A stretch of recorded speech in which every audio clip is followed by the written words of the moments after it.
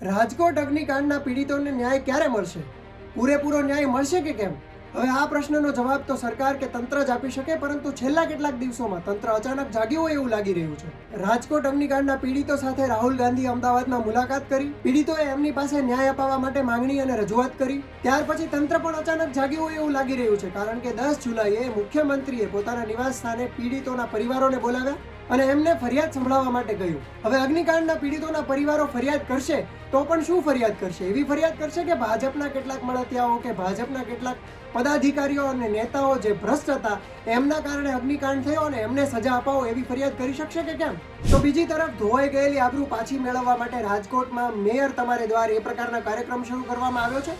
આ કાર્યક્રમમાં મેયર છે કે પછી પદાધિકારીઓ છે મ્યુનિસિપલ કોર્પોરેશનના, એ લોકોની ફરિયાદો સાંભળશે. પ્રશ્ન એ છે કે અગાઉ નહોતા સાંભળતા? આ પ્રકારના લોક દરબારનું આયોજન થાય તો પણ પીડિતો દ્વારા તો એક જ ફરિયાદ કરવામાં આવશે કે અમને ન્યાય મળે. ઘટનાને 2 મહિના પૂરા થવા આવ્યા છે, છતાં પણ મોહરા સ્વરૂપે 1-2 લોકો સામે કાર્યવાહી થઈ છે અને જોઈએ એવી કાર્યવાહી થઈ નથી.